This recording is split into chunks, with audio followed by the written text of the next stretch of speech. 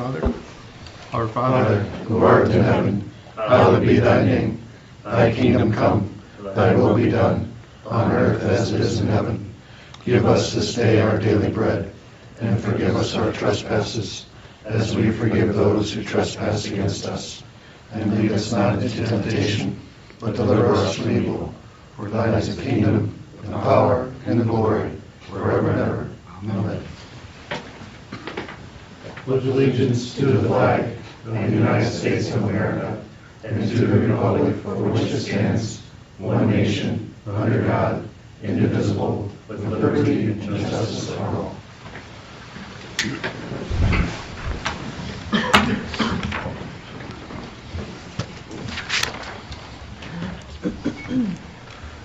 Okay, item C is approval of the minutes from February 3rd, 2020. In the absence of any objections or corrections, the minutes shall stand approved. They stand approved. Item D is citizen communication. If there's anyone out in the audience there that would like to address council on anything that is not on the agenda today, then please step forward and sign your name on the podium sheet if you haven't already. I did, yeah. All right. Welcome. Thank you. And please introduce yourself. My name's Ellie Shahosky, and I live in Napoleon, right across the river, actually, from where we are right now. And I became interested in what was happening in the fire and police departments after reading the article in the paper regarding the increase, or the income tax credit, which is on the agenda, but tabled, I guess, and a possible tax levy. I commend council for stopping discussion on the removal of the tax credit for those residents working out of town. I think we can all agree that we want to minimize residents leaving Napoleon. But I think some questions are in order. Do we know why calls to the fire department have risen 60%, all the while our population is either decreasing or remaining stagnant? I'm sure our population is older, which makes sense for a small increase. I'm sure the opioid crisis is in there or something, so that's obviously some increase, but 60%.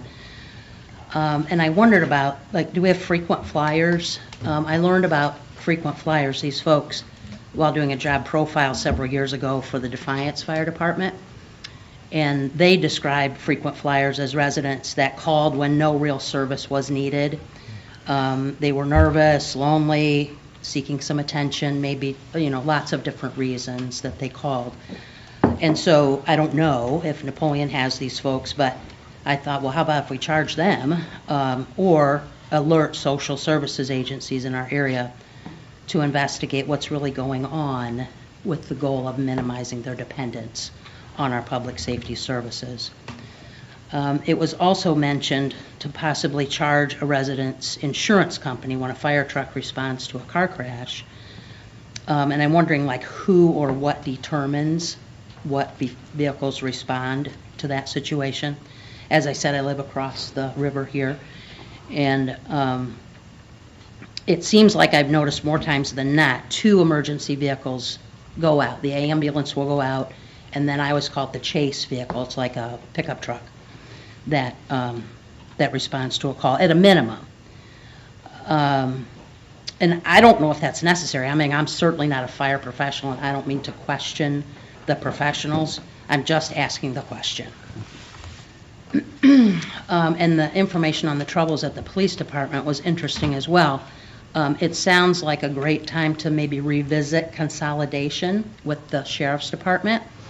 I must say it seems ridiculous to me to duplicate services within 10 blocks of a town our size.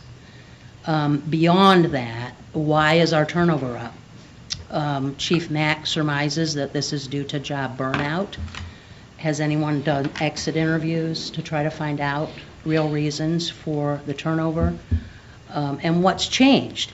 And I don't know Chief Mack, I don't know Chief O'Brien, so this is not personal at all.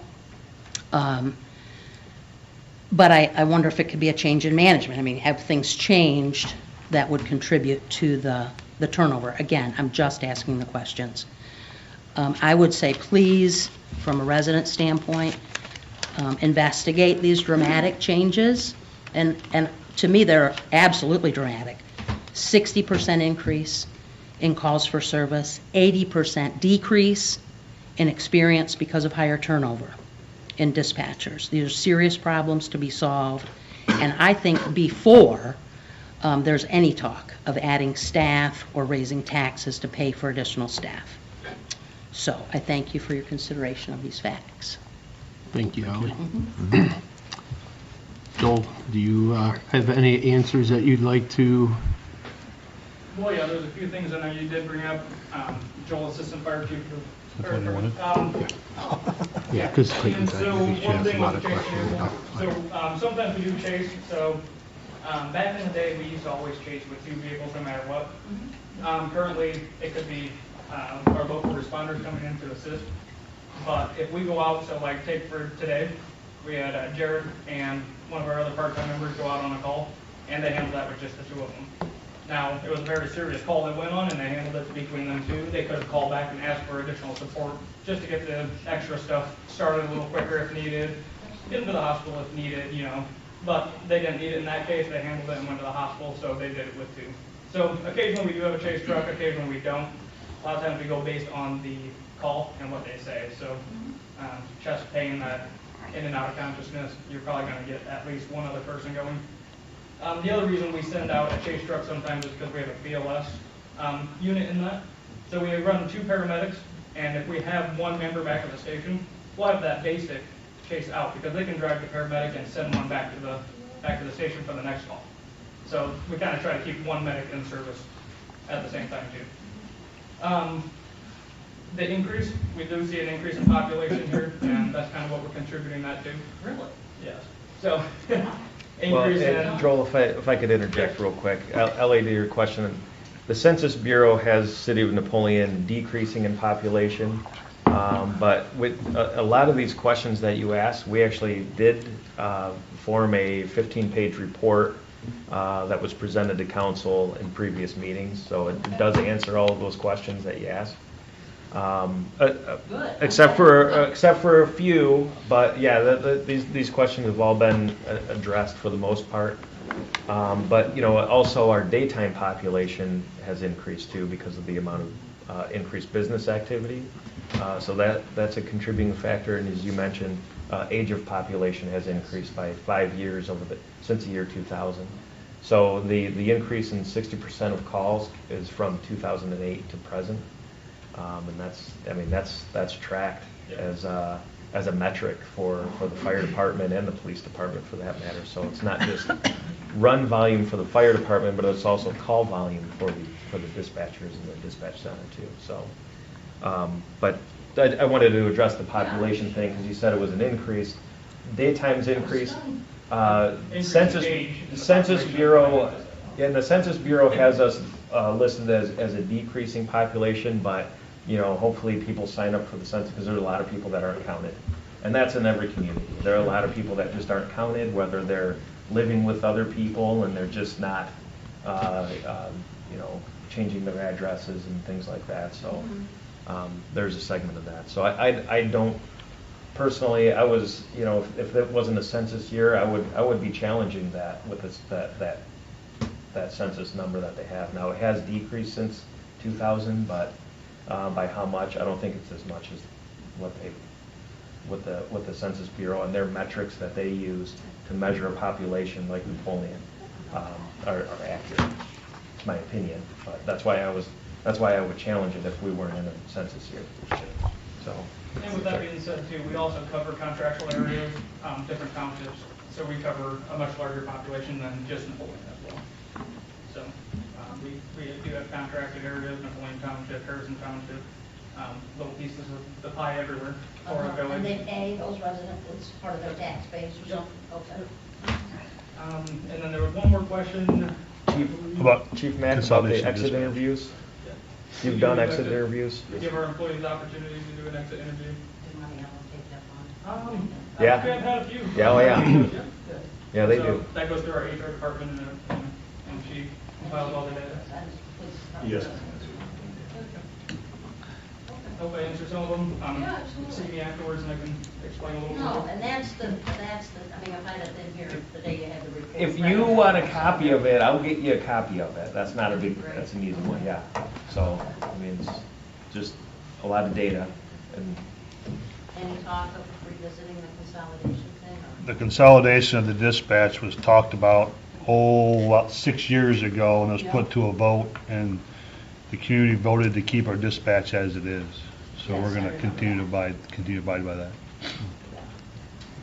Might have a different opinion today, though, about who was experiencing the increase so much. I don't know. Our goal was to keep dispatch. It was voted on, so. Is there anyone else in the audience that wants to discuss anything other than what's on the agenda? Okay, hearing none, we'll move on. Okay, item E is reports from council committees. E1 Electric Committee met on February 10th, 2020. Thank you, Council President. We approved the PSCAF for February 2020. We heard an update on the substations, and we were informed there are 3 issues that we will be discussing at the legislative rally next week, those being transmission policies, climate change, and Build America bonds. Thank you, Lori. Item E2 is Water, Sewer, Refuse, Recycling, and Litter Committee met on February 10th as well. Thank you, Mr. President. We recommended allowing citizens of Napoleon to set out a second bag for their weekly refuse collection, and also heard an update on the progress of the wastewater treatment plant project. Thank you. And item E3 is Municipal Properties, Building, Land Use, and Economic Development Committee met on February 10th as well. Jeff? Thank you, Mr. President. We removed from the agenda the murals within the city. That was it? Thank you very much. Yes, sir. And item E4, Parks and Recreation Committee did not meet tonight due to lack of agenda items. Moving on to item G, introduction of new ordinances and resolutions. Ordinance number 005-20, an ordinance approving an ODOT repair project and declaring an emergency. I'll make that motion. second. Joel? Thank you, Council President. Just to go over a little bit what we talked about last week, this ordinance is for ODOT to repair the underpass at Scott and US 24. ODOT requires legislation to work in our jurisdiction, so that's one of the items that they require. So, requesting have a- first read. Timetable when that might don't. start? We don't. We sometimes the communication from ODOT on what they're doing is we can get a schedule, but we don't usually get anything until it's a little bit closer to when they want to work. So Okay. there's no telling. At least I don't even know if they have a schedule yet. All right. Have any questions or comments? Hearing none, Rox, please call the roll. Dan, Yes. Joe, Yes. Sheffield. Yes. Ken, Yes. Ross. Yes. Trustee, Yes. Lori. Yes. When we get a schedule on that, I'll either send it out in a weekly FYI or in a council packet. So hopefully not in the next 2 weeks, Right. right? Well, yeah. Well, they can't because it's only first read. Right. So But if we're to suspend the rules, then they could come whenever they wanted to, yeah. if you passed it under suspension. But it's already passed, so maybe next time we'll pass it under suspension, that way if they want to start in March, they can. I don't think that project is set for this year, is it? Is this? This is the repair. This is Oh, the this is repair, yeah. repair. Oh, okay. Apparently there was a truck accident. Oh, that's right. Yeah. Okay. All right, moving on to item G2, ordinance number 006-20, and ordinance approving current December 2019 replacement pages to the City of Napoleon codified ordinances. Have a motion? So moved. Second. Okay. Yep. That happens twice per year. Walter Drain Company reviews our ordinances and updates our codified ordinances to make sure that we're complying with any state regulation changes. Thank you. Any questions or comments? Hearing none, Rox, please call the roll. Dan? Yes. Joe? Yes. Jeff? Yes. Ken? Yes. Ross? Yes. Josie? Yes. Lori? Yes. All right, moving on to item H, second readings of ordinances and resolutions. H1 is resolution number 003-20, a resolution authorizing the expenditure of funds over $25,000 for the purpose of implementation of a GIS system and to sole source the implementation to Stantec Consulting Services Incorporated and declaring an emergency. Do I have a motion? Motion. Second. Thank you. Joel? Thank you. So this is year 3 of 4 in the GIS upgrade and implementation.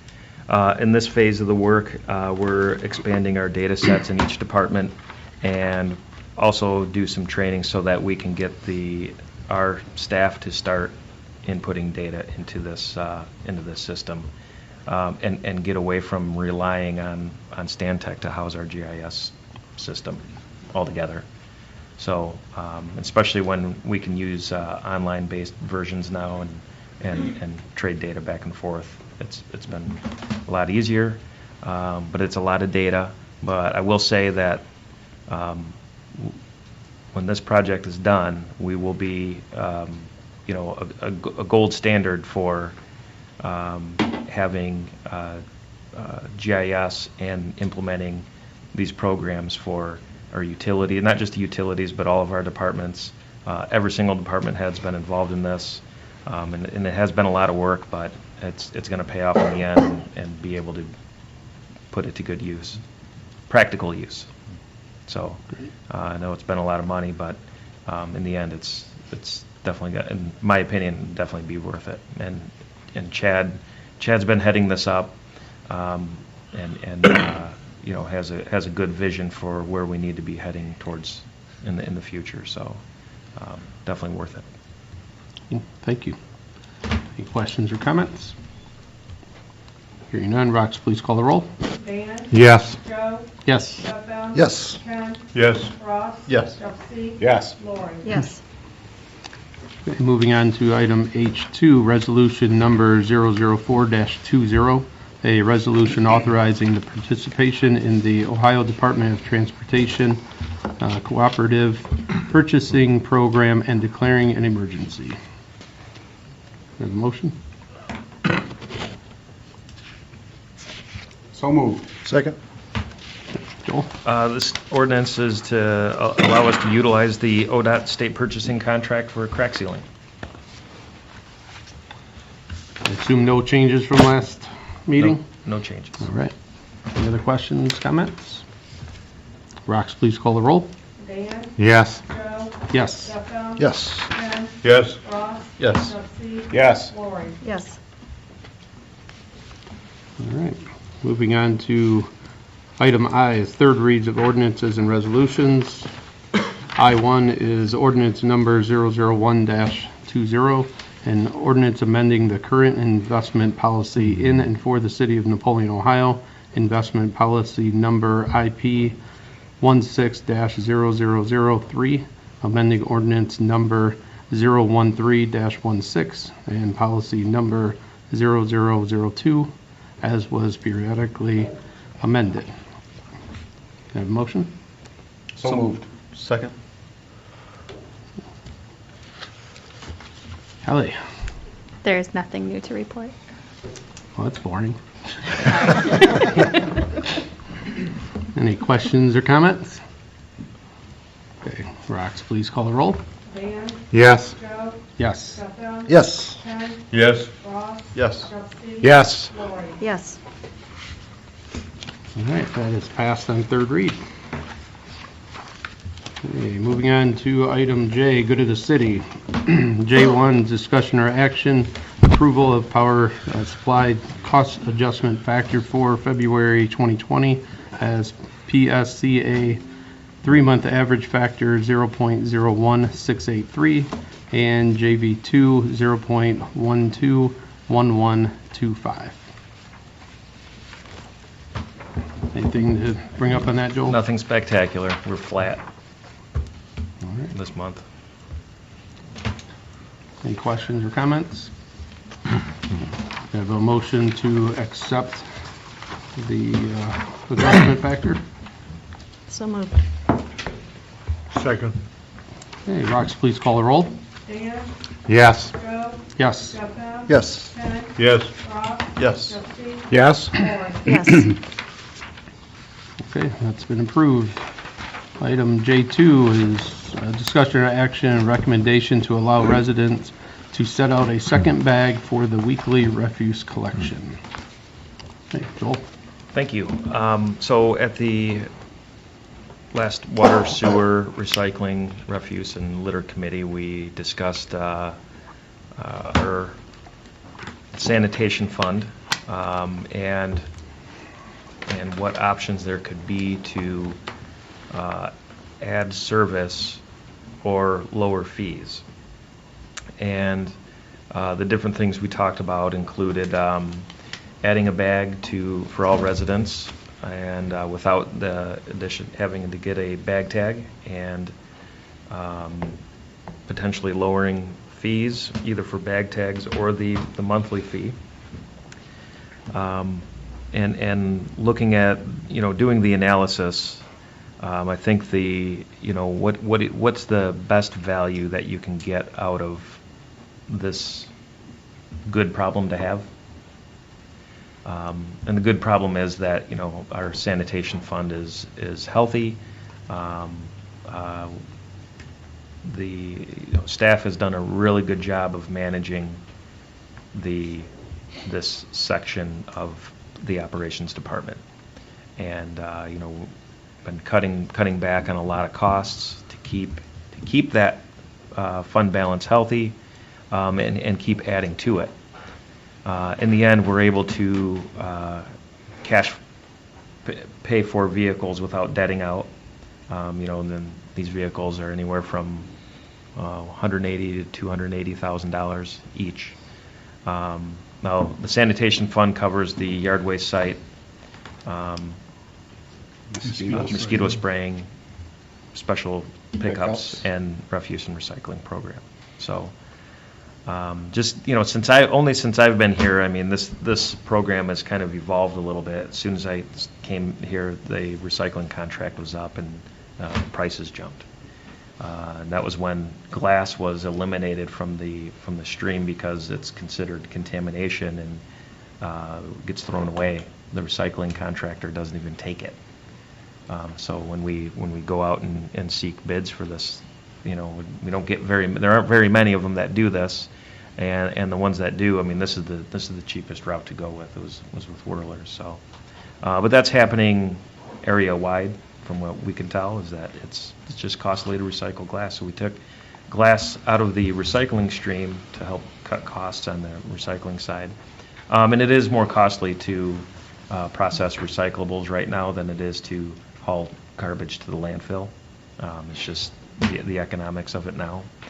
From my understanding of the history of this is that the one bag rule was applied because people were encouraged to do more recycling because recycling actually was a revenue generator, not a expense. And since recyclables are a commodity, they go up and down, and right now they're very low, and it's just much more costly to recycle than it has been in years past. So it is an expense. And we're definitely seeing that. We took glass out of the recycling stream, and at the time we had discussed, let's see how this goes, see where the numbers shake out, and how this affects the fund. We hit the targets that we thought we were going to hit.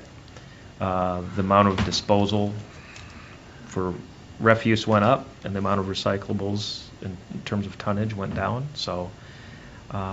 Landfill fees have stayed pretty flat.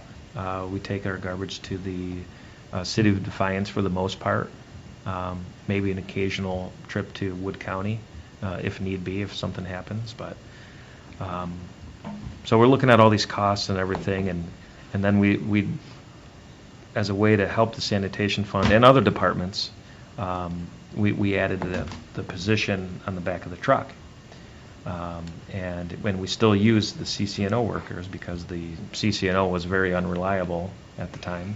Still is. It's hit and miss. You never know how many people you're going to get from CCNO, but it's still a valuable piece of the operation. Definitely saves on costs there. However, the inconsistency was causing us to take workers from other departments and utilize them on the back of the garbage trucks more frequently. Now, everybody's time is accounted for, so the people that work on the back of the truck for those days, that's accounted for, and that's not like, if we take somebody from the water side and put them on the back of the truck, the water fund is not paying for that person to work on the back of the truck. The sanitation fund is still paying for that. So there is time accounting involved in that, and that is happening, but the reason why we added the position was, one, you always have to have somebody on the back of the truck, whether you get CCNO people or not. The consistency wasn't there. The fund balance was able to handle that, so we added the position. So that was the start of 2019 up until now, and it was brought up that we need to take a look at our services. And to that end, we just kind of ran an analysis of where we're at. Where the fund is, where we're going to project it to go if we do add a bag or if we reduce a fee or whatever it is. But it was decided that the best value from the committee, coming out of the committee, that the best value would be to add a bag rather than reduce the fee by $1. And it's just about the same ratio, a little bit more to reduce the fee by $1. And that's just for your regular residential rate, not including any of the inside or special rates that are applied to, some of the commercial businesses that pay for just garbage. So, but that overall expense, that shift in terms of adding a bag, we factored in less revenue coming in, and a little bit more on the expense side from potential that there's more disposal for garbage. What we didn't factor in, because I don't have a good way to measure this, but what we didn't factor in is if there's going to be less recyclables going into the recycle bin, which would actually be reduce that $40,000, roughly $40,000 overall cost difference. So. But those were the factors that everybody looked into. I don't know if Mr. Chairman of the committee, if you wanted to say anything further about it. Let's talk a little bit about the recycling contract that's coming up this year. It could be too cost prohibitive this year yet for us to even have the program. I don't know. That could be on our agenda. Then where do you go from there? If we have the bag tag now or the extra bag, I think we're in a good position. Let's do it now and not down the road. Yeah, the recycling contract is up this year, Yes. so it's a 3-year run. It could go up. Likely won't go down. The commodities market just isn't picking up at all. So at least as of right now. And we talked about this a little bit in the committee too, Sure. about doing away with recycling. I'm going to recommend against that only Sure. because it is a commodity and it moves, it goes up and down. And I think it sends a mixed message. But I mean, if the recycling contract comes back that it's just too cost prohibitive, then I would say let's cross that bridge when we get there. Sure. And that'll be an item for the committee to review when that comes up too. I don't know if you guys actually look at that, but we're going to pay a bill tonight to Whirlers for $1,800, almost $1,900. So that's every couple weeks that we have to do that. Well, in addition to that, we're also paying 2 different crews picking up the trash. One's picking up trash, one's picking up recycling, different vehicles, and then obviously dropping them off in 2 different locations. So that's obviously some added cost there. They're actually going to, both of them are going to Defiance. One's going to the landfill in Defiance, and the other one's going right in the city of Defiance. So we're traveling 17 miles each way.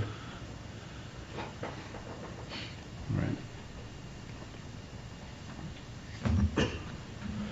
My takeaway from the committee was this is a step in the right direction. We have this surplus. Why not give back to the community? I think that was the biggest takeaway for us in the committee. Adding a bag is an extra service. I think the recycling thing, I'm with Joel. I don't think getting rid of recycling is a good call. But I do like this step for the extra bag, definitely. I think I read somewhere in reports from your committee that comparison to other area cities, that wasn't that brought up also in the committee? It was, you're right, it was. So we're the only one that what I've looked into and Jeff Rathke have looked into that only allow 1 bag. Delta is the only one that allows 2 that I know of. The rest of them are 3 or 4, and then a lot of communities are going to these toters, the totes, and they're 96-gallon totes, equivalent of 3 full bags. I mean, really full bags. So right now our rules allow for a 30-gallon bag that can't be over a certain weight, and those totes are big and can handle a lot of weight too. So yeah, we're the only one that I know of that only allows 1 bag. That was my question. Yep. I don't know, it seems to me like everybody's paid in for this. Everybody's paid in through the current services that they get. And by reducing the bag tag to the second bag, you're helping people that use a lot of trash. And you're helping everybody. So if you reduce the fee, then you help everybody instead of just the people that throw away the most. And then later down the road, if you ever need to raise, you're not going to put the bag back on, the tag back on. You're going to raise fees for everybody. So I'm not going to get the benefit now, and I'm going to pay later down the road. It's what councils are going to do. All right, it's been 12 years since this has been, I think 2008 is the last time this rate got changed. So I just think if you're going to raise it down the road, why not just lower it for everybody now? Lower it $1. I know it's not much, but how many people are we going to help by doing the $2? Some people a lot. Some people once a year when they have a family get-together.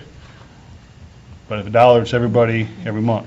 And then it sets up future councils to go, we got to raise this rate, and whether you call it the mosquito spray is more expensive, it takes more manpower to take care of the yard waste or whatever. I think there's built-in habits right now that I really don't want to change. There's a built-in habit. We push recycling through the 1 bag.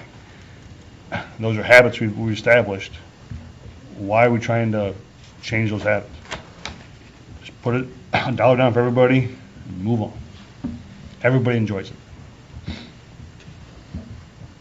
I agree with Jason's reasoning. I did have a suggestion from a citizen that what would it cost to have the city send an extra tag to every household quarterly or whatever, number makes sense.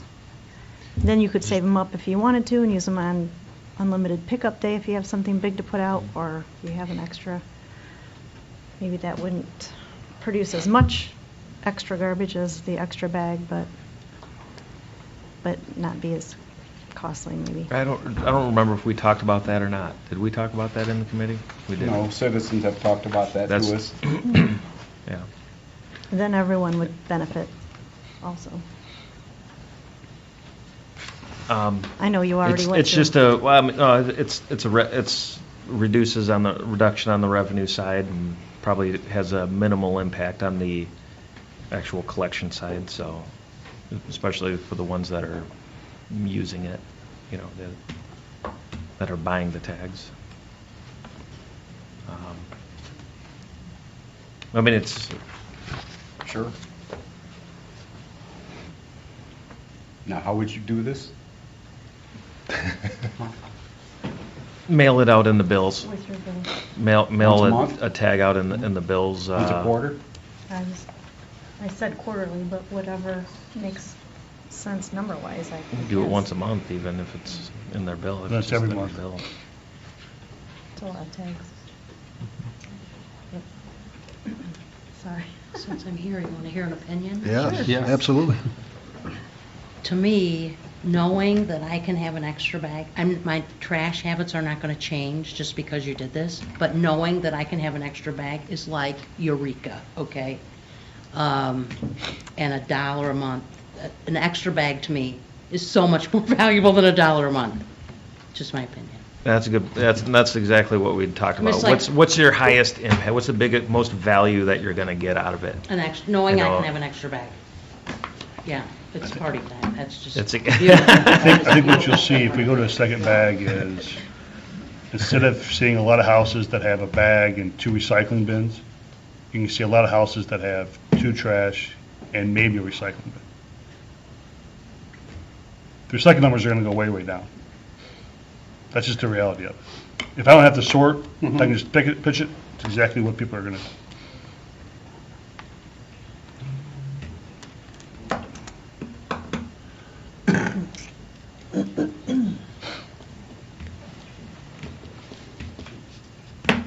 I guess just, you know, to,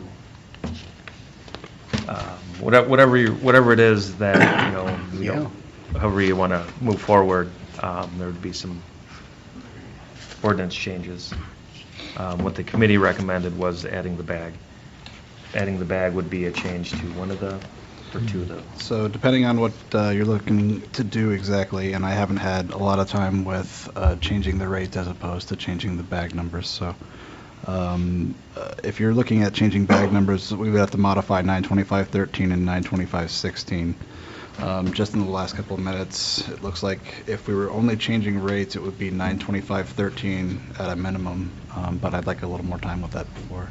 So if, depending on what you're attempting to do, a motion to, based on what you are trying to do, a motion to draft the appropriate legislation would probably suffice to bring you what you're asking for. Thank you. And this can be applied whenever too. I think somebody had asked, well, when would you, when would implementation be? And it could be as soon as an ordinance is passed. Or, you know, I would suggest that if an ordinance is passed, that we set a date so that we can, you know, get some, a little bit of education out there and handle it that way. Don't need education for everybody but. Pardon? You don't need education if you cut everybody a buck. It's true.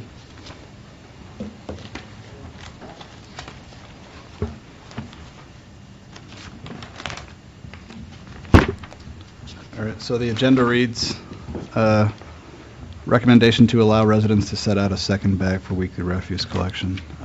So if the council would like to take a vote on that particular recommendation, it can do so. If council would like to take a different vote, it can do so as well. So.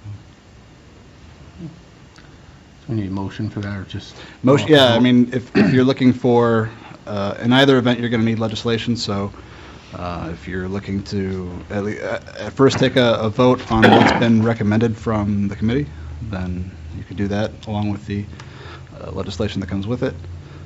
If that is defeated, you could proceed on the other potential. Well, let me say this, the citizens that talk to me every day say that second bag is marvelous to them. I said, okay. And I'm not taking that away, Joe. Sure. I'm just saying, down the road, Sure. if you have to change rates back, how are you gonna change it back? You're gonna raise rates for everybody. So my thing is, cut rates for everybody now. Everybody paid into it, so everybody should get the benefit of paying into it. I think it's a little premature to cut the dollar down, but we're talking recycling coming up to contract. We don't know what the results. I'd hate to see it get cut and then go back up. Well, that's another reason why I wanted to do bag tag, because then you go, everybody gets 2 bags. Now we get to raise rates? Wait.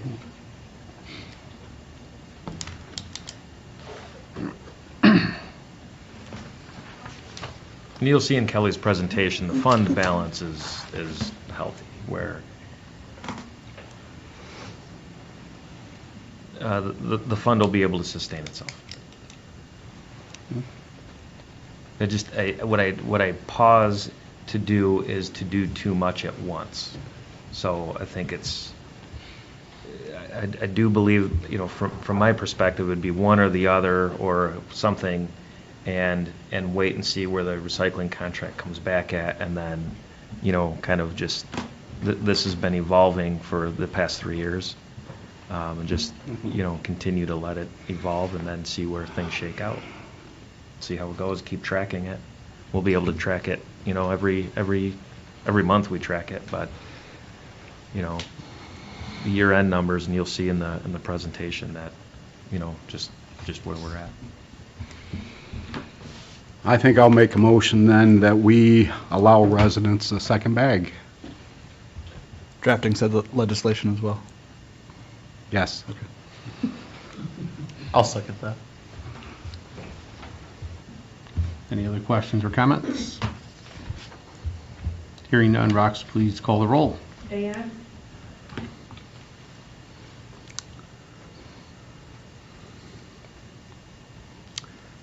Yes. Joe? Yes. Jeffa? Yes. Ken? Yes. Ross? Yes. Jesse? Yes. Lori? Yes. Okay. All right, that has been approved. Moving on to item. Wait a second. What's our time frame on the contract for recycling? Do October. we know? October? Yep. Okay. Okay, item J3 is discussion or action, 2019 year-end review by Kelly. Thank you. The first slide in the packet is showing the general fund, the revenue versus expense for 2019. The actual revenue was 6.2 million, and the actual expenditures were 6.1 million. So the revenue was over the expenditures by about 109,000. On the right, you can see the chart where the revenue versus the expense. There were 4 times where the revenue was under the expenses, and you can see that it fluctuates based on the month, the revenue, depending on when it comes in and when the bills are paid out. The next slide shows the unencumbered ending balances. It's showing the history of 2010 to 2019. From 2018 to 2019, we gained $173,000. The unofficial number for 2019 is $1,388,000 until the audit is complete. You can see on the right, you can see the graph of where it's been. The recommended goal is 3 months of operations. From the prior year actual, or about $1.5 million, because the actual expenses for 2019 were 6.1 million. The reason for the general fund balance to be at that recommended goal, it assists with the cash flow. As we talked about, the revenues come in at different times than the expenses, and we have to encumber money prior to the purchases. So this year, it's been as low as about 400,000, and currently today it was about 687,000 from that 1.3 because of the encumbrances. You offset the difference between the budget and the estimated revenue that you passed for the 2020 budget. It's recommended not to rely too much on the fund balance to pass the budget. We have increased healthcare costs. It was 8% increase for 2020. We have staff cost increases in the bargaining unit contracts. The service contracts increase every year, and then medical supplies increase. It also provides a safety net when the economy goes down, as we saw the recession of 2008 and 9. It's not if it's going to happen again, it's when it's going to happen again. So we want to make sure that we have enough operations. The next slide just shows the history of the income tax. Going back to 2004 was about 2.7 million, and the current estimate for 2020 is about 4.2 million. The 2019 actuals ended about 4.5 million, and this is the total income tax before the split for the recreation and the general fund capital. Is that the, in 2010, the reason for the jump was that around the same time the parks levy passed? I don't recall it. 2009. 2009, so 2010 would be that's why that jump. If you see that. The actual income tax from 2019 was 5% higher than 2018, or about 216,000, and we collected 110% of the original estimate. We increased the revenue estimate during the budget to about 4.4 million, and it came in at 4.5, so it was about a little over 100,000 more. But we like to be conservative on the revenue. The next slide just shows local government. We all know that the state has decreased our local government funds. It's showing from 2004, excuse me, to 2020 estimate. The highest year was 2008. We received about $387,000, and the 2020 estimate is about $172,000.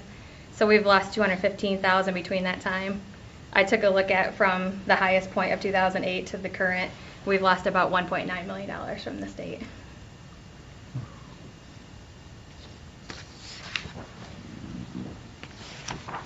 The next slide shows the investment income the same period of time from 2004 to 2020.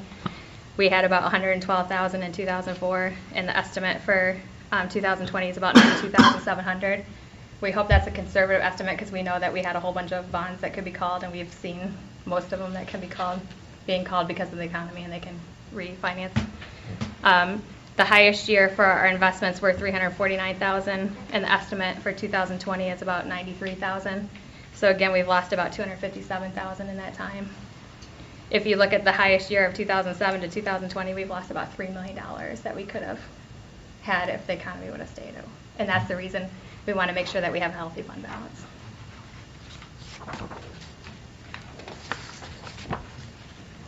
The difference between the general fund and the other funds is just a little description for a couple of you guys that are newer. The general fund is the primary source of revenue, is the income tax, and then we get internal reimbursements from the outside general funds. Police, fire, and the courts are not reimbursed by the other funds. For the electric, water, and sewer, those are the major funds. We have operations and capital projects, and they're funded by the rates that the citizens pay. The recreation levy fund is the levy proceeds that Joel was mentioning, and that's for the pool, the admin, the golf, and the parks program. The capital improvement fund is funded from the income tax split, so currently it's 35%, and then for 2021 it's back to the 32%. The central garage rotary fund, everyone pays into if they get their vehicles fixed and the gas and that kind of stuff, and is paid by the other departments. So just to note that each fund has a specific purpose and a revenue source, so I know it was brought up during the budget time. Why can this fund buy different things than the other funds? So some of the funds, as you'll see, are healthier than other funds. So like they can only be utilized for the purpose that they're established for. So the water funds can't pay for an increase of police officers or for the law library. Some funds have a larger available balance than others. So the electric department might be able to purchase a line truck like Joel was talking about, but then the engineering department, because it's part in the general fund, gets an old used vehicle. So it's not a fair distribution. The 2020 general fund approved budget, the estimated revenue was about 6.4 million. It's a conservative estimate. We looked at the historical trends for 2017, 18, and 19. It's been about 99% of the revenue comes in. For the 2020 approved budget, it's about 7 million. Historically, using those same actuals, it's about 91%. But remember, during the 2020 budget, we've reduced some of the departments, so there's less savings, if you will, in there. So the over-under for the revenue is about 655,000. If you remember back to the unencumbered balance, it was about 1.4 million. If you take off the 655,000, the projected ending balance at this time is about 733,000. Now, the revenue could come in more, or the expenses could come in less, but on paper, that's how it is right now. So ideally, you have the fund balance for those other reasons that I mentioned, but also to offset the revenue difference for the operations. And you always try to get close closer to the revenue for the approved budget. The next slides will just go over a couple of the major outside general funds. The first one is the electric funds. The beginning balance for 2019 was about 7.7 million, and the ending balance was about 7.5. So there was a reduction of 133,000. The fund 503, you borrowed 500,000 for the pool project, so that'll come back. We just sold the bonds, or excuse me, the notes, and so the money will come back at the end of the month to replace that. The next one is the water funds, and you can see the different funds that make up the total. So there's the capital projects and bond retirement payments in there. So it was about 2.2 million, and it ended about 2.9 million. So there was an increase of about 700,000. 2019 was the last year the approved rate increases in anticipation of taking the water plant debt on. And there's also, and that was about 453,000. And there's also two major projects in 2020, the Industrial Drive River Bridge of about 400,000 and the Glenwood water line of 290,000. The next category is the sewer funds. It was about 3.9 million and it ended about 2.6 million. So there's about $1.3 million decrease. If you see the note to the right, we borrowed money from the fund in anticipation of going to debt for the wastewater renovations. So there's about 469,000 for the Jones and Henry contract and about 714,000 for the Merrill Brothers. So that's 1.1, almost 1.2 million of that decrease. So when we go and get the loan from the state, then it'll bring the money back, and then we'll just be paying the debt payments like we do on the water. And then as Joel was talking about the sanitation fund, it was $1.6 million at the beginning of the year and a $1.6 million at the end. So it decreased about $5,600. So again, it is healthy like he spoke about.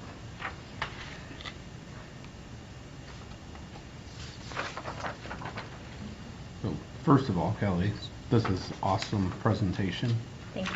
For us people that we don't look at numbers and spreadsheets every day. This was very easy to read and very easy to follow. And well, the pictures were pretty good too. Thank you. Appreciate that very much. You talked about the reduction in state funds going right to us. How much have we received in grant funds over that time? Does anybody have an idea? I mean, it depends on the year. You're talking about capital? More than 1.9 million. Right? Yeah. Okay. I know the cut in local government funds seem to get a lot of stuff back in grants for projects and stuff, so. I do have one comment. We talked about the general fund balance, and just, I know I've heard this stated in the past, but it's an old saying that, you know, we really want to keep a reserve balance of around $1 million, and we're doing okay, right? I think a lot of people have heard that. This is just me. I think the standards has changed as time goes on and inflationary costs keep rising. I think that $1 million number really is closer to 1.5 million, and that's a best practice to keep 3 months of your operating in a reserve balance. That's just a general blanket statement of a best practice that I think that we need to target, and that's kind of what I was trying to target, but we're not quite there. And I know we had a refund a couple years back that, and then the going forward is less. So that's impacted that, but we do have $250,000 in the reserve balance now, which is good. You know, we can put more money away, put another $150,000 away in the reserve balance, in the rainy day fund, and that's there. But that operating balance really, just as a best practice, really should be around the $1.5 million mark to today's standard. Just as a keep it in mind in the future. You're going to show us how to get that, right? We're working on it. Okay. We're getting there.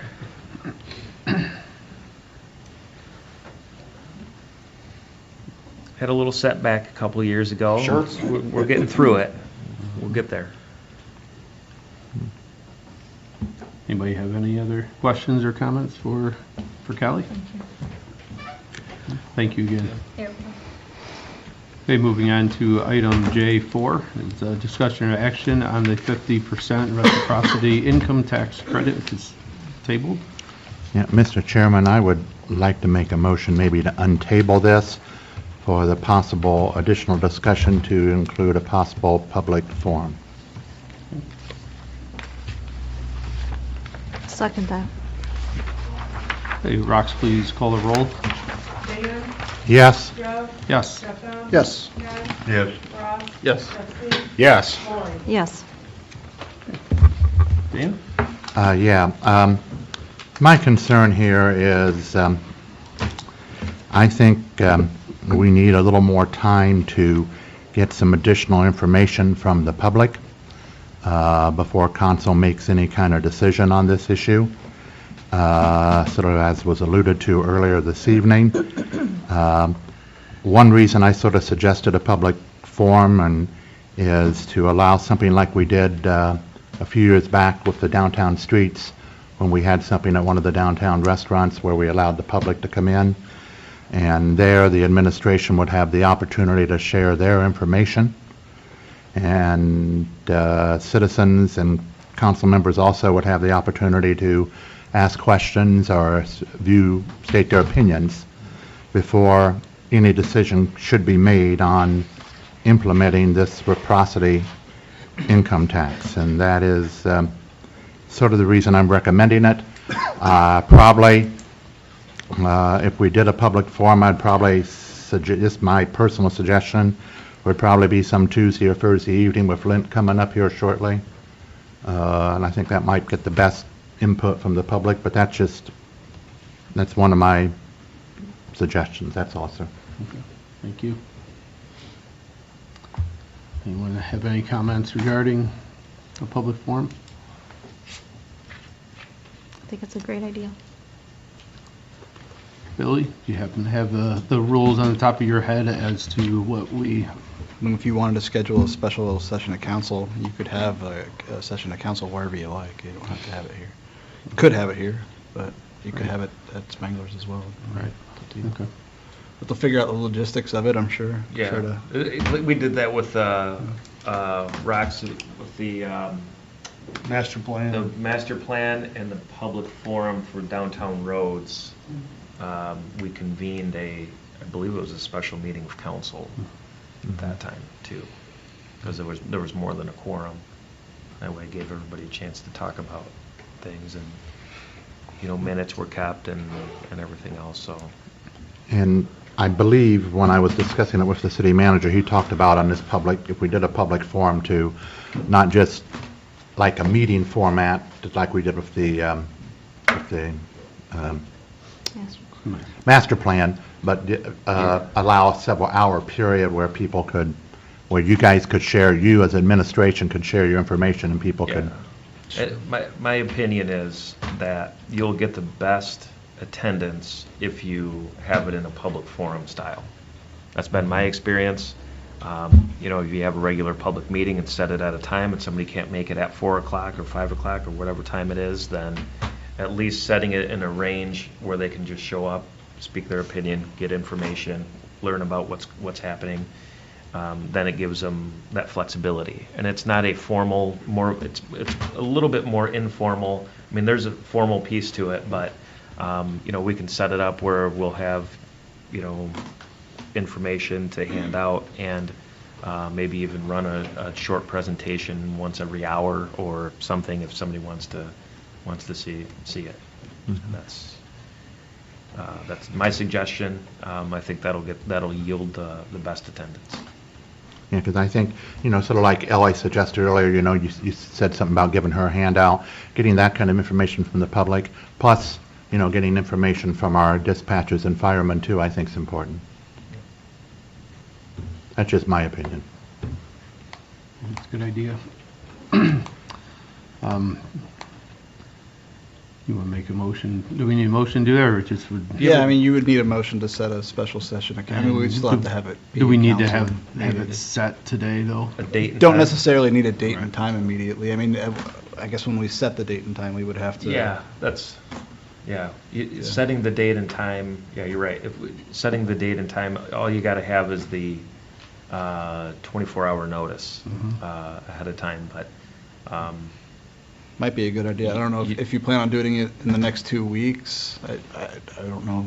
yeah, I We don't know know. next week isn't going to work. Next So- week's not gonna work, If you didn't do it in the next 2 weeks, I mean, you could have it as a discussion action point to set such a meeting for a date and time. That way it's set in a meeting and it's broadcast a little more. Yeah, I wouldn't want to do a 24-hour notice. No, then of on course this not. purpose, So, no. I mean, I think if we had that as a discussion action section or piece at the next council meeting, setting a date and time and making that as broadly known as possible, that might be the best way to go. Yeah, if you're looking at I'm just looking at the calendar up there, and you said a Tuesday, Tuesday, I'm Thursday. thinking because of Lent. Be we might- March 3rd or March 5th, That Tuesday or Thursdays in March, yeah. if we're not doing it next week.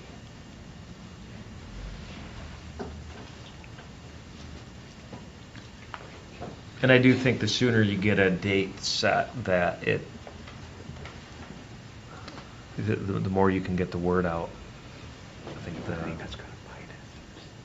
the better it is also.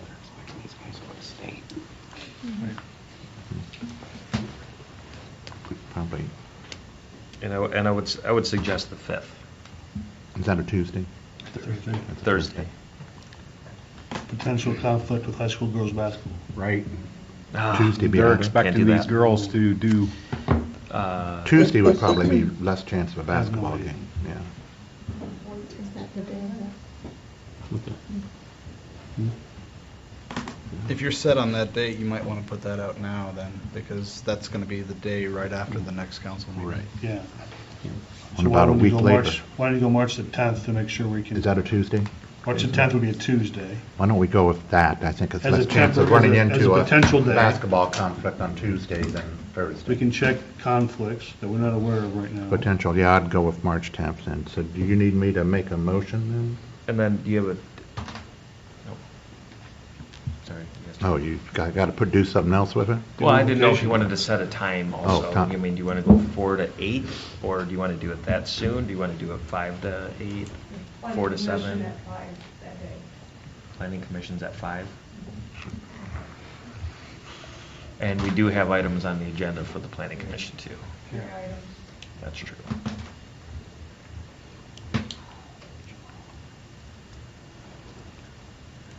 Well, the third week of March would be totally safe because the boys aren't getting to the state. What about girls? They'll be done by then. They'll be Girls, done by no, then. Yeah, the second weekend of March is their tournament. yeah. Oh, you said So the third week of March. Yeah. Tuesday is the 17th. St. Patrick's. St. Patrick's Day. I'd make a motion then that we'd have this public forum on Thursday, March the 19th. Perhaps maybe at Oberhaus Park. Yeah, That's a problem too? that's, Okay, take that back. yeah. Man, there's a lot. All right, so, Why don't you coordinate schedules? yes. Yeah. And then somebody make a motion on the 3rd for a specific date and time. Have that as a discussion action piece. But it will not be the week of March the 2nd, that way we give ourselves plenty of time, right? Yeah. Right. Is that agreeable, to everybody? Yeah, because I don't want to do it in 24 hours. I don't either, I completely agree, yeah. We'll check schedules and pick a day. So do you need me to do anything right now? No. No. Okay. 24th and 26th look clear though too, if you want to go that far out. But I don't, Bring it up on the 3rd. yeah, Yeah. we'll bring it up on the 3rd. March the 2nd, it'll be, beginning of March. The 2nd, yeah. The first meeting, the first full council meeting in March. Rox, will you add that to the discussion? Okay.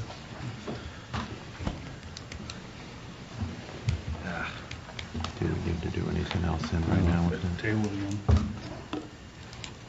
Right? Or do we need, these people want to talk now? Right. Can we keep this discussion going other than the forum Yeah, so I mean, you've discussed it at this point. No action's really necessary. ROX already has it as a discussion action item, at least the special meeting Right. for March 3rd, so I don't think there's anything else to do. Okay. Well, there are, some people did sign up. Did you mean discuss this further? Yes. I didn't know if you wanted to do that, or if you wanted to go through the questions that were in your packet. So, there were You some know what? questions that were asked.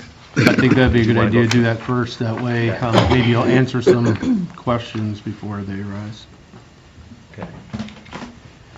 So, all we did was just put together the questions, give them answers.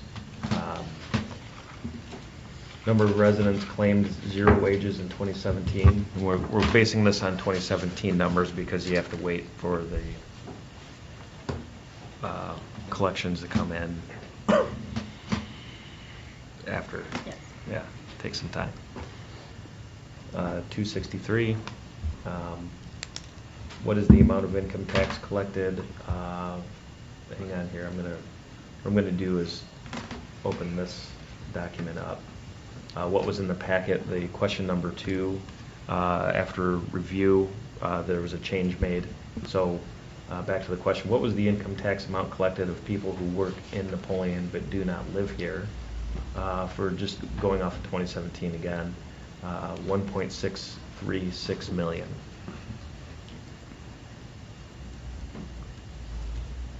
I don't know if any questions on that.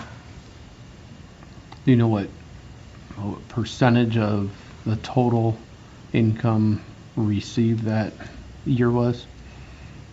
Like what portion is this of the total? Oh, would we collect an income tax that year? 4.6. So I guess we. Is that right? 4.6 million. And I'm going off of memory on that one, but I believe it's 4.6. 4.6. I have to pull the presentation from before. So a that. third, 4.6. rough numbers. Mm-hmm.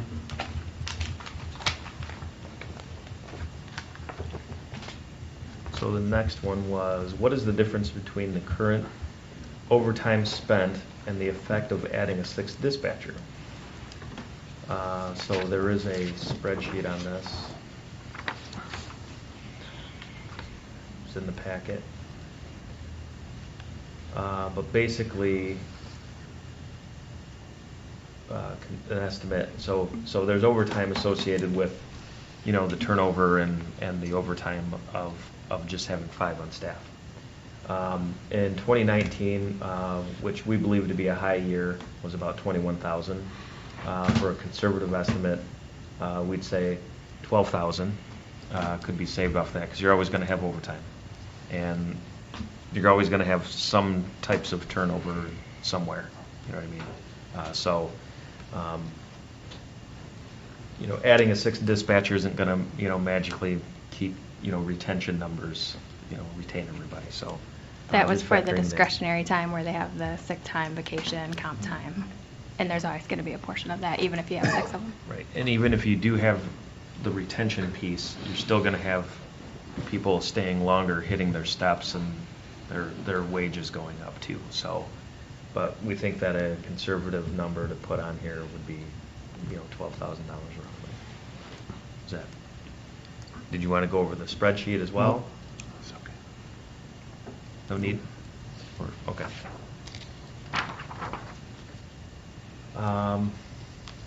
What is the maximum income for non-emergency runs if we had an additional full-time and a part-time equivalent? What we did is actual receipts. Talking with, and Clayton couldn't be here tonight. So Joel, I don't know if you can fill in the blanks. But what we've actually collected is here. What we budgeted for 2020 is about $80,000. Typically though, what years past, what has been budgeted is about $100,000 to $105,000.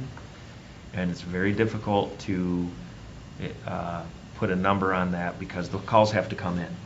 And it just depends on the calls. If they're coming in and the net's available, and it depends on the call volume that the that the department has. So it's a little bit of a moving target. And there's really no guarantee on how much that's going to yield. But Joel, do you have anything to add to that? Well, with that being said, it is the amount of calls, but then also it is the staffing to be able to get the squad there. So as you can see in 2019, staffing's been an issue, and that's why there's a significant decrease. Increasing the number of people on staff definitely helps in keeping the net available for service, but again, there's always going to be a time, the number of overlapping calls is increasing too based on the report, so it's hard to, that's a tough one to put a number on it. But for the budget for this year, so for 2020, we budgeted $80,000. If we get the net in service more often, this number would likely be, but the budget number would likely be back to that 1 to 105. And that would be, I would say, would be conservative.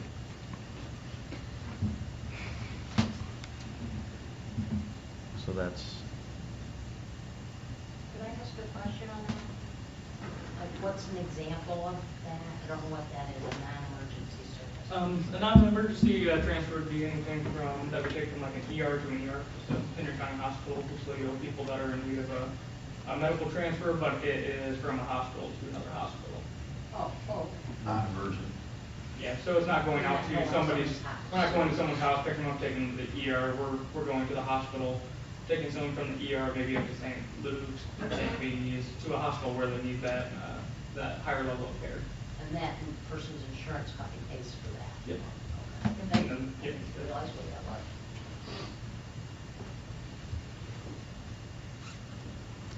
Any other? I guess on that, so in 2019, would you say it lowered, the amount is down so much because we didn't get the calls, or was it because we didn't have the staffing to assist with the calls?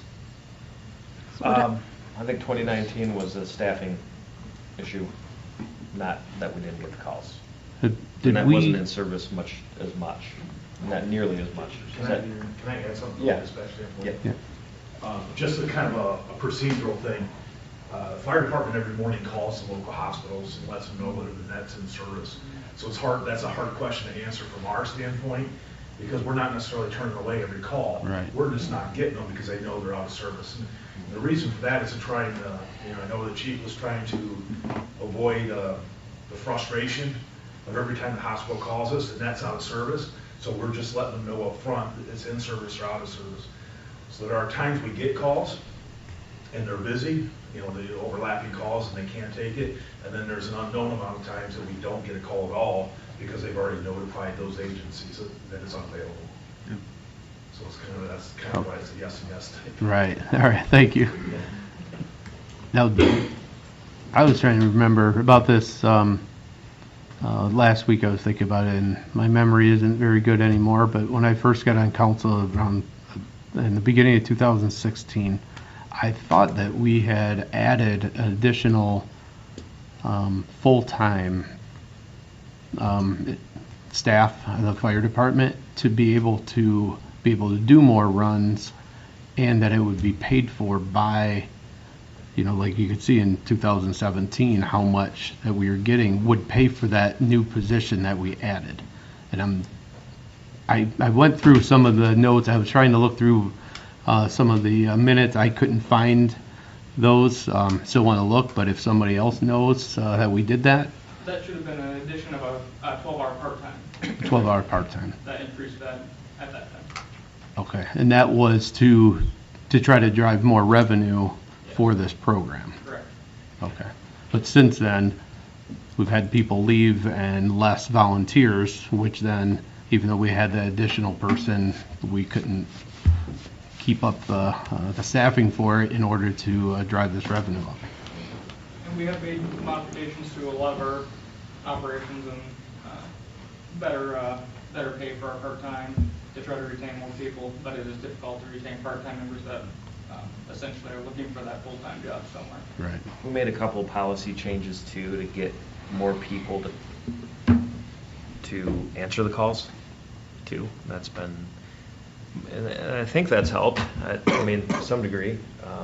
And it was a lot of educational piece to this too, where a lot of people just weren't comfortable coming in because, even though they have the training, they just, they're, when you don't use it, you lose it kind of a situation. So there are a lot of people that just needed to build up their confidence a little more too. I don't know if you have anything to say about the volunteer side and the policy changes, but. Yeah, we're recruitment, we're trying to taking recruit. from our members on how they foresee our department being easier to work with the volunteer and the local responders. One thing that we've recently done was change our fire training to where anytime we do a daily training and they come down, they can get that training done. That doesn't have to be limited to the 3 times a month that we used to do it. So we're doing online training with the EMS side of things to try to be able to allow them to do it at home and then come in and just do a skills day at the station to get kind of their checkoffs. We do have checkoffs by our medical director that we have to do each year. But we are trying to make these changes to be able to be a more inviting department for these local responders that we do rely on so much on those second, third, and even the first calls sometimes. So we're making our best effort to try. Thank you. What's the training hours you need for EMS and fire now? I'll hand it over to my EMS and fire training captains. So for EMS in the state of Ohio, there's several different levels, being EMT basic, advanced EMT, and paramedic. Depending on what certification you go for, the state level or the national level, it varies from 30 to 60 hours per cycle. That's one reason you can't keep volunteers. Yeah, and from the fire side of it, you have to have 56 in that cycle as well. So with what we said for the 75% mandated that you have to attend, that gives you just enough hours to recertify at the end of that cycle. So, and like Chief O'Brien alluded to last council meeting, it's not just because of bringing people in, they get their training elsewhere and come in. There is a Napoleon way of how we do things. We're a down and dirty department. We get in there and we're aggressive. And not taking anything away from any other department, but we're so used to working understaffed that 4 of us, I told the city manager multiple times in labor management meetings, you give me 4 guys, I can handle anything for 15 minutes until the rest of the cavalry arrives, whether that's Ridgeville, whether that's Liberty, whether that's Wasion, whoever it may be. 4 people is the gold standard because that gives me my 2 in, 2 out to keep with NFPA. That gives me a chance if it is life safety that, hey, we can go in and we can do that. It gives me a chance to work a cardiac arrest on a second call. I don't have to wait. The other night we waited 14 minutes. We had to turn at the hospital for and I don't want to call it a frequent flyer because to me that's not a fair statement for these people. Because of the fact of, just because we may not see it as an emergency or John Q. Public may not see it as an emergency, it's an emergency for this person. And we go out there and it was 14 minutes from the time we turned from the hospital, we were dispatched, till we showed up on scene. And this guy was sick. The second patient was. He had a heart rate of 30 and a blood pressure of 60/40. That's a sick person to wait 14 minutes for an ambulance. And Ellie, to kind of piggyback what you said, a second bag of trash would be a game changer. Beat Eureka, I think you said, right? What happens when you call 911 and that first squad's out and you can't get that second ambulance? And you or your significant other's having a heart attack. I get frowned upon a lot because I play the scare tactic. Okay? It's not a matter of when, or it's not a matter of if, it's a matter of when. All right? We talked last council meeting, somebody said something about somebody's going to move out of town. I've run the numbers a little bit, and I'm just a public education guy. But on a $50,000 income, we're talking about roughly $400 a year, right? Give or take, with this 50%.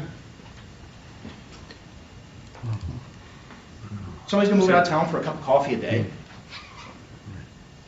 Housing market's back, but it's not back that good. And we're asking the bare minimum out of our people. We're asking the bare minimum. You guys, and some of you do know, but it takes 2 people to run an ambulance, right? Yes.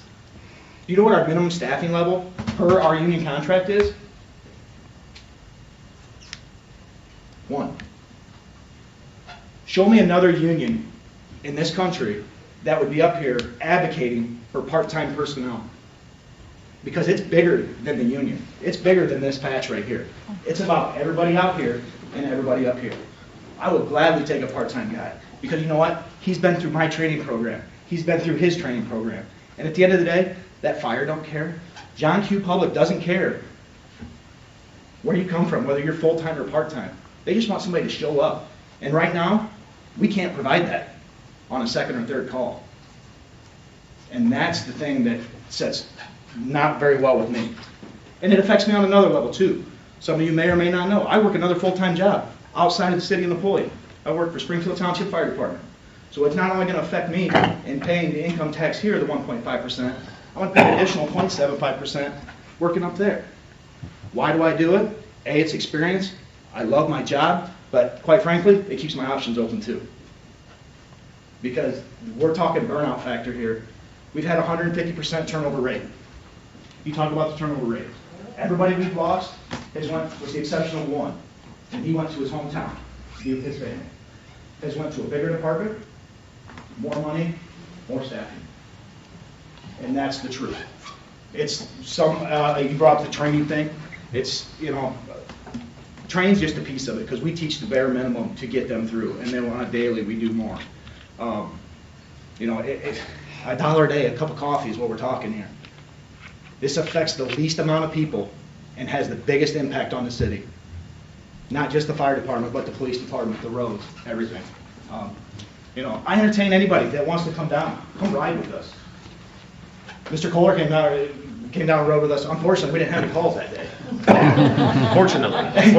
Yeah, and we said that too. We've talked about, I talked about that. If a day that the fire department doesn't leave is a great day, because that means your citizens are safe. Yeah. And I think there's a misconception of what the fire department does, because when people drive to work, the bay doors are down when it's cold out and all the trucks are in. When they drive home from work, all the trucks are still there.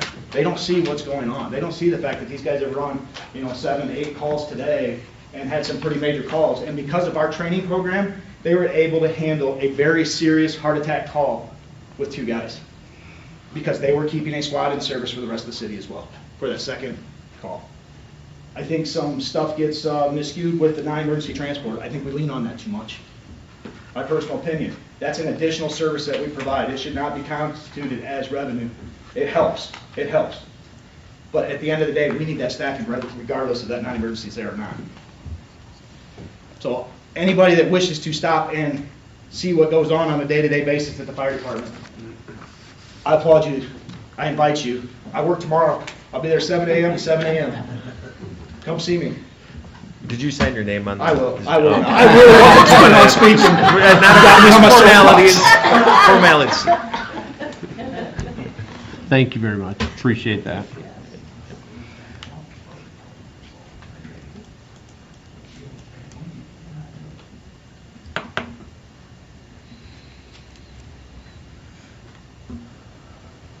Tanya, I think you're up.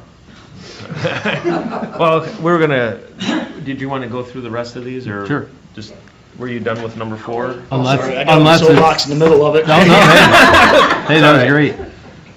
Hey, we're on your time. Just don't worry about it.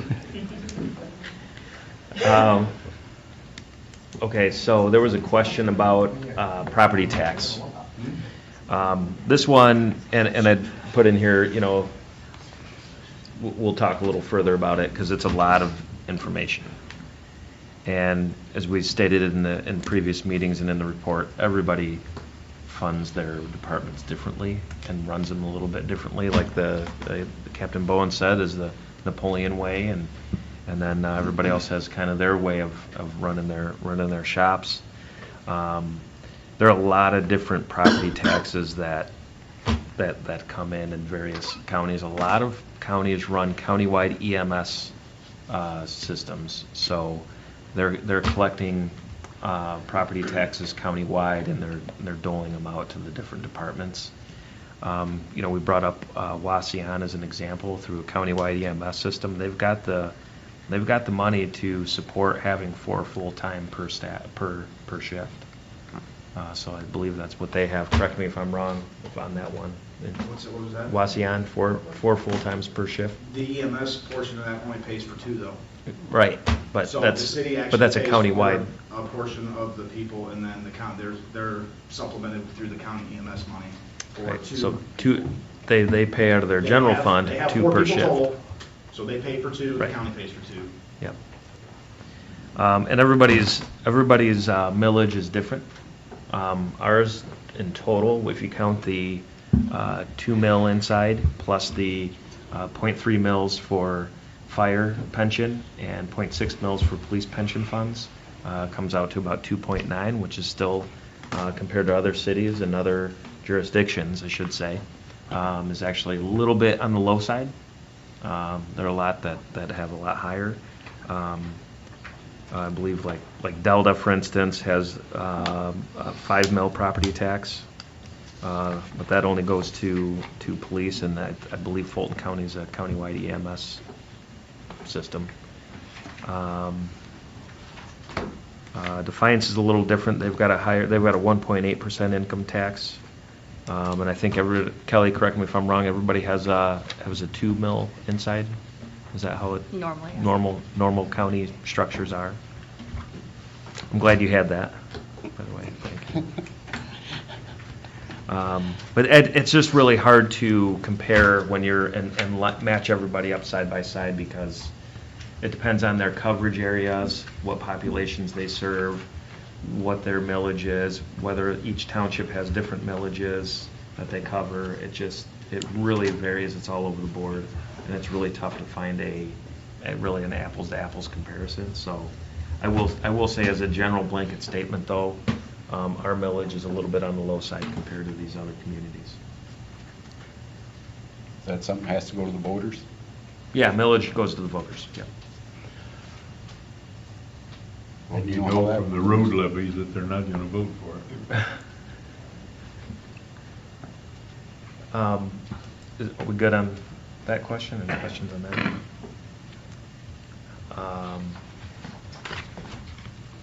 And the last question was, what was the 50% reciprocity number from 5 to 6 years ago, when times were not as good? Kelly, I didn't know if you wanted to answer this, but it ranged anywhere between, say, 267,000 to 331,000, roughly. Correct. It isn't until just in the recent past that it's gone above. In fact, it was just last year that it went up above 400,000. Any of the other In previous years? 2017, it was about 433,000. Then it was 358, 385, 277, 318. So it varies based on people's wages and how much they're paying. Yep. And that's it. Thank you very much for Did that. that answer your questions? Okay, I mean, the property tax one, I will say we're still gathering some information. It's just very difficult to get it in a format that's user-friendly and makes sense.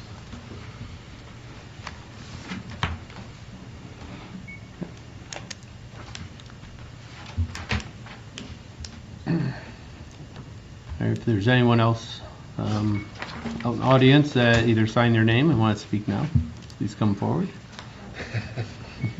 All right, I'm not great at these sorts of things, but I'm Tanya Walker. For those of you that don't know me, I'm a dispatcher with the city of Napoleon.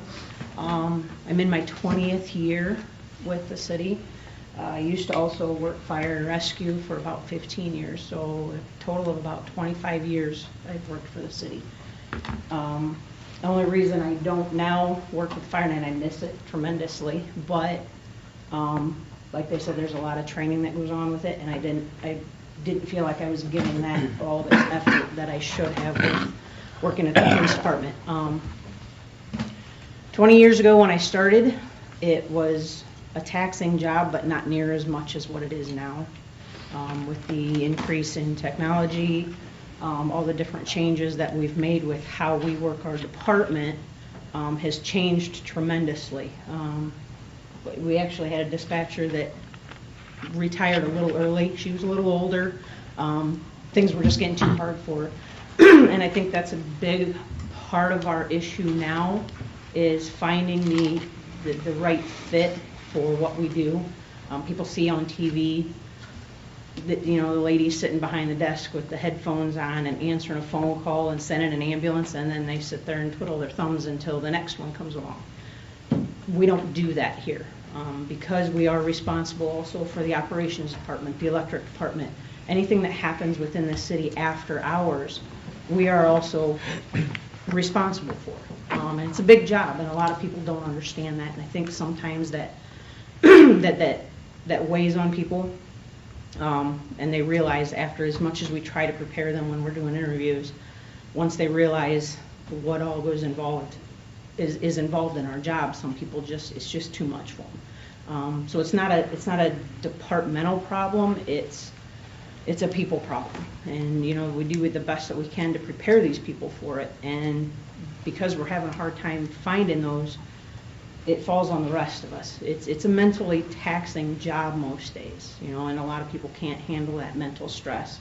On top of when we have big calls, we worry about the fire department just as much as we do our police officers when they're out doing things. So it's a pretty mentally taxing job for all of us. And then add on to that the staffing levels when you're added another 4 hours. You're doing 12-hour shifts, and all it takes is for one person to get sick. And everybody knows nowadays, one person gets sick, you got 2 people getting sick. Now we're down to 3 people running a 24-hour business. And there's been weeks, I think I went back 2 years ago, there was about 6 to 7 weeks where just me personally, I was working 4 12-hour shifts out of my 5-day work week. And it's rough. I did it, and I'll do it again to keep our department running. But it's rough on us. That's why we're asking for that 6th person, just to take a little bit of that pressure off of us and help keep the people in. The girls we've got there now are great. They're young, they've got a lot to learn. And that's a big part of it too, is again, we run the city when the city is closed. So we have to know most of the inner workings of this whole city.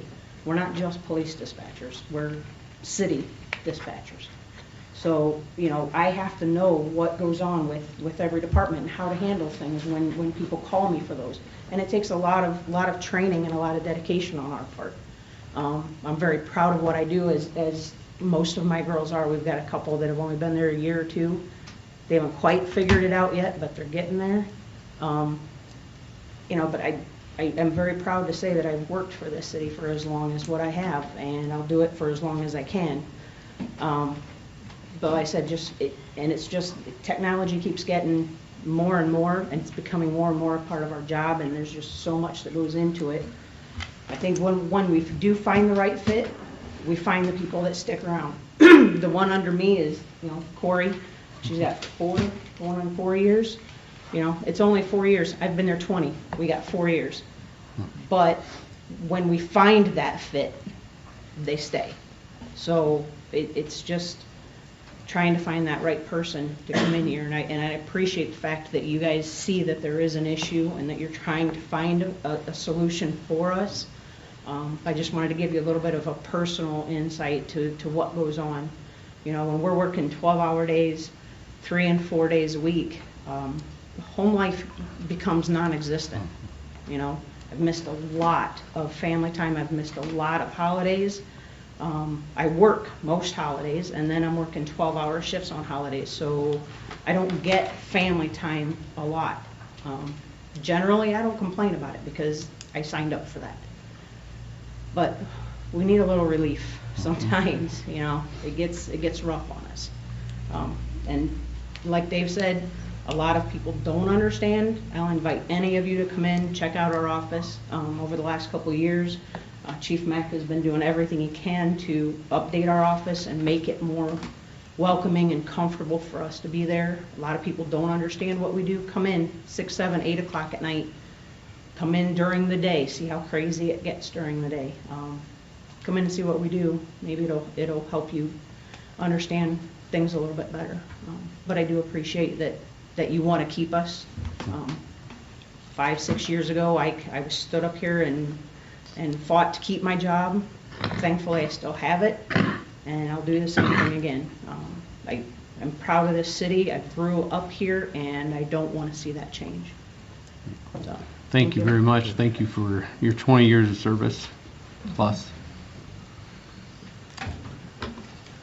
Anyone else sign up or didn't sign up yet?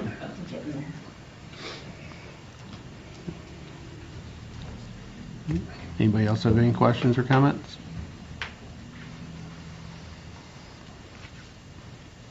I guess I would like to say that I did have an opportunity to spend a little time with Chief O'Brien last week, and he really enlightened me on a lot of issues. You know, I told you before that I support the fact that we need people there. We just have to figure out how to fund it. But it was really helpful for me to understand how the department works, the shifts, the positions that need to be in place in order to run efficiently and effectively. So I thank Chief for that, and I thank all of you for everything that you do to continue to work under these conditions. Thanks, Laurie.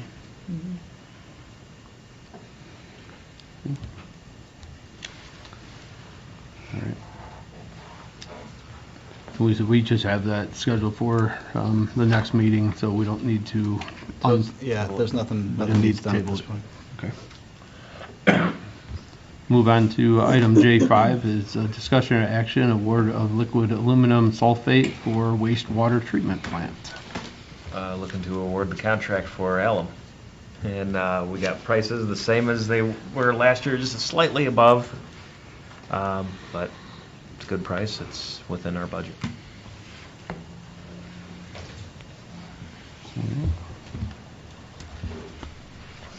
Make a motion, we accept. Second. Have any questions, comments? Okay, Rox, please call the roll. Dan? Yes. Joe? Yes. Jessica? Yes. Ken? Yes. Ross? Yes. Trustee? Yes. Lori? Yes. Okay, it's been approved. Item J6, approval of purchase agreement for remount of medic units 801 and 802. Hey, Joel. Thank you. In our budget, we had remounts for both medic units, and since it's a state term contract, looking to award based on that, and take any other questions. Was that right on budget? What was it? What did we budget back then? I forget. Remember. In the budget, what is it? $250,000. So it was the same. Good math. Okay, thank you.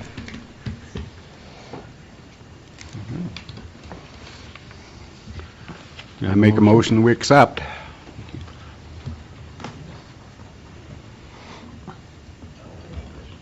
I'll second. Any questions or comments? Rox, please call the roll. Dan? Yes. Joe? Yes. Jessica? Yes. Ken? Yes. Ross? Yes. Trustee? Yes. Lori? Yes. Okay, that's been approved. And item J7 is discussion or action regarding amending section 145.01 of the codified ordinances, composition of the police department. Thank you. The ordinance, since the addition of the SRO position, the ordinance, this is a cleanup item, needs to be adjusted to get the correct number of police officers. And Billy, I don't know what ordinance number it is. It is 14501. And one number needs changed in total, from 11 to 12 sworn officers. Okay. Requesting council to direct the law director to draft legislation. So moved. Second. Okay, Rox, please call the roll. Dan? Yes. Joe? Yes. Jessica? Yes. Ken? Yes. Ross? Yes. Trustee? Yes. Lori? Yes. All right. And item J8, discussion or action approval to apply for various grants for safety services. Joel? Thank you. There are 5 different grants that we're looking at applying for. One was from BWC for a new power loader. One is with the county for, I believe it's with the county for the tower, for a tower grant to get better coverage on our radio system. One is for the police department from Walmart. Actually, Walmart runs these safety service operation grants every year. Chief, what were you looking to apply for this year? Did you have anything in mind? Walmart's usually safety, training, that type of thing, local. I don't have specific because the grant cycle hasn't opened up yet, so I'm waiting for the regulations to come out on that spec just to make sure. Yep. We're alternating, try to alternate back and forth between police and fire department when these grants come up. Each Walmart is allotted so much funds, and so we've been alternating between the chief and I on the applications. Great. There's a COPS grant. It's a federal source for school safety items. And then the VOCA grant that has to do with family violence. And I don't know what organization, some local agencies that we're working with on that one. Child Center Family Advocacy is asked. The VOCA grant's a grant that is done. It's a law enforcement pot of money. Fulton County does it. Essentially, it's for victims of crime. The victim's advocate that pays for some of those services. And the Child Center Family Advocacy, which is actually in our town, we use all the time. They've asked us to try and apply for this and partner with them to get this money to help supplement some of their costs that they're having that we use. So just seeking approval to apply for these various grant sources. Can I have a motion? So moved. Second. Hey, Rox, please call the roll. Dan? Yes. Joe? Yes. Jeff Bell? Yes. Ken? Yes. Ross? Yes. Jeff C? Yes. Lori? Yes. Okay, it's been approved. Moving on to item J9, discussion or action, zoning administrator position. Joel? Thank you. I think you all are all aware that we did receive a letter of resignation from Mark Spees, who took over the zoning administrator duties when Tom Zimmerman left. We divided Tom's job up into different areas. What I'm looking to do is add this zoning administrator title and job duties to right now who's the part-time code enforcement officer. If you recall, Tom's job at the time before he left was zoning, code enforcement, building inspection.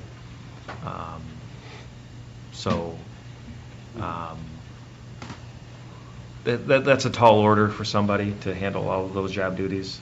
So some of it wasn't, there's just not enough time for one person to handle all of that, especially with the code enforcement side and the way it was going wasn't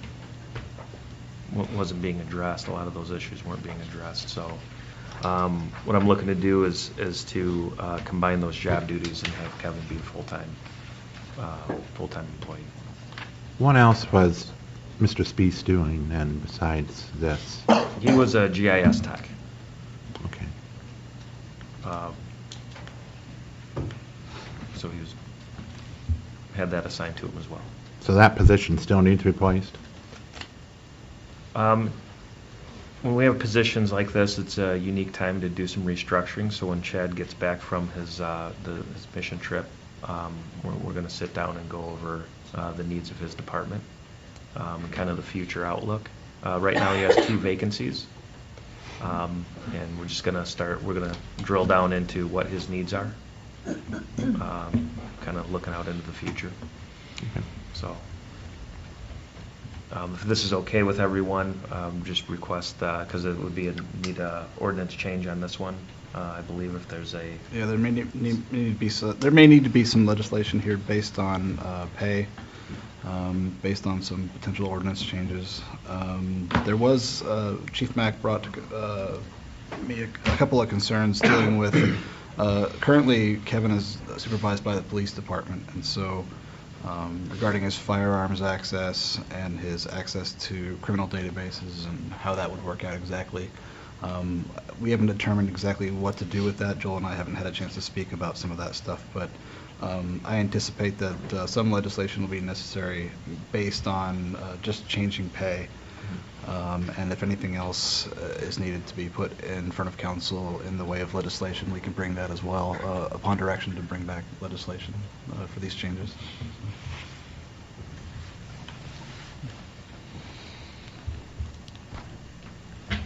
Somebody want to make a motion? So moved. Second. Okay, Rox, please call the roll. Dan? Yeah.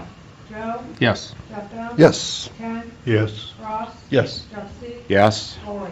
Yes. Okay. All right. Kelly, you want to go first around the table? Sure, thank you. We're preparing a banking service request for proposal to transition from 2 banks to 1 bank for efficiency. So we'll be sending that out in the next week or so. Okay. Thank you. I was approached by a citizen that would like to start mowing for the city of Napoleon. I said, I don't know how this all entails or what it entails. What type of mowing? Guardrail stuff, Oh, street side mowing. yes. Okay. That's all handled through the Park and Rec program, Yeah, so there's a budget for that. Usually Tony handles the right? contract. But we went over, They sort it out between Tony and Jeff Rathke. I checked and they went over the $25,000 mark last year. That was a, did we, It was a budgeted item in the master budget. Master here. bid So it's ordinance. included in the master bid ordinance there and approved by council at this point. So going forward, if council wants to review that, I guess, at the appropriate time for now, these All right. contracts are Yeah. set. Wasn't that reduced just a couple years ago? just, I don't know if this really pertains to this, but yeah, that item, as it was presented in the budget, was not put into the budget as it was presented, so there was an adjustment that was made for that. In And we 2000. did have a wet Right. season Nice. also, so that was a contributing factor to the higher amount. We actually did have one extra mowing at the end of the year because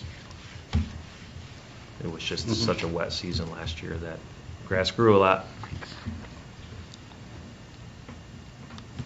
To have them, just send them my way, All right. whoever it is. Sure. Because this gentleman told me he tried to get a hold of Mr. Cotter and he received no reply back.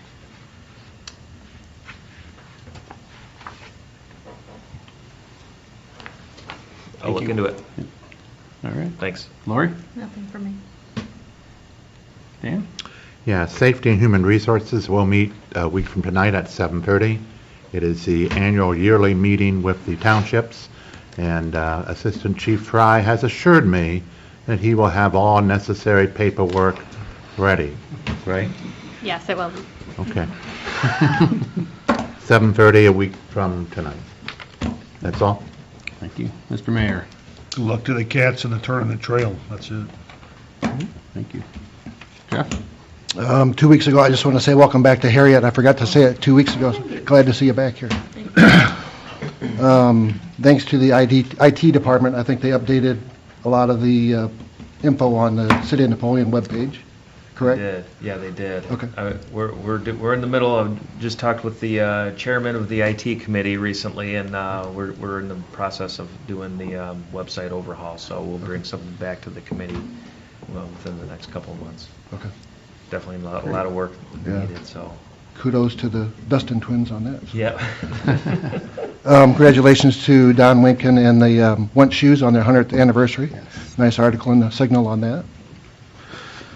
Good job last week on the snow removal. I got a lot of compliments and no complaints, so that was a good week.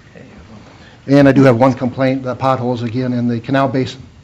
Oh, really? Yeah, Those got filled recently. that's what I thought. They did. That's what I thought, yeah. You know, if it's, the cold patch, then, Cold patch is not going to stick it's not gonna right hold. now. Yeah, so what they'll do is they'll come back out, put more cold patch in it, and then when it warms up and they can get their kettles out, they'll get something a little more permanent in there. Okay. That's all I have. Thank you. Ken? I have nothing. All right. Ross? Just thank you, everybody, for being here again this week. We appreciate all your feedback. That's all I have. Thank you. Billy? Nothing from me. Joel? So part of the K-9 deal was we'd let people know that we would have a chance for everybody that donated to do a photo op with the K-9 unit. Right now that's scheduled for April 2nd at the Armory from 1:30 to 3:30 p.m. So anybody that donated will have a chance to come in and get their picture taken with the with the larger donors and the companies. Oh yeah, go ahead. No, go ahead. I just wanted to, the only thing I was gonna share is that there will be a letter going out to our donors from probably in the first week of March or so. Okay. Kind of touching base with them on that.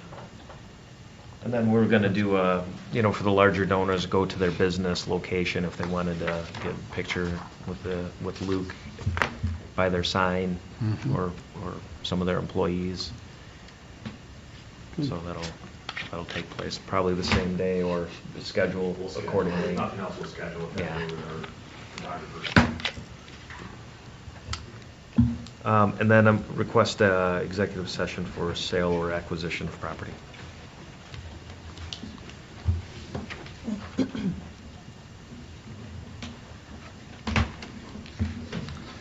All right.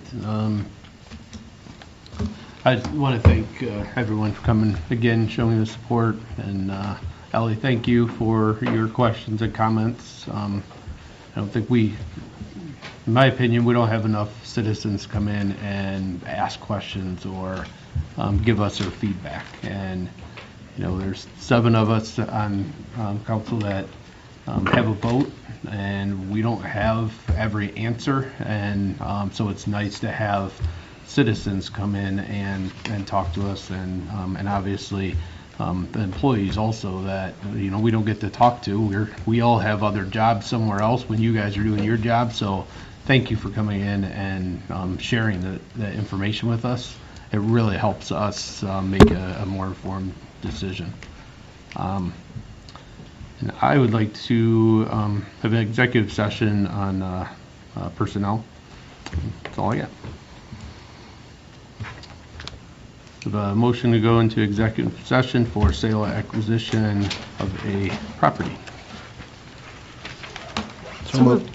Second. Okay, Rox, please call the roll. Yes. Yes. Yes. Yes. Yes. Yes. Yes. Okay, can I have a motion to go into executive session for personnel? Hey, take care. So moved. Second. Okay, Rox, please call the roll. Yes. Yes. Yes. Yes. Yes. Yes. Yes. Can I have a motion to come out of executive session for sale or acquisition of a property? So moved. Second. Rox, please call the roll. Yes. Yes. Yes. Yes. Yes. Yes. Yes. Okay, no action taken, and can I have a motion to come out of executive session for personnel? So moved. Second. Okay, Rox, please call the roll. Yes. Yes. Yes. Yes. Yes. Yes. Yes. Okay, no action taken. Let's see, item L, approve payments of bills and financial reports. In the absence of any objections or corrections, the bills will be paid. Could I have a motion for adjournment? So moved. Second. Rox, please call the roll. Yes. Yes. Yes. Yes. Yes. Yes. Yes. We are adjourned.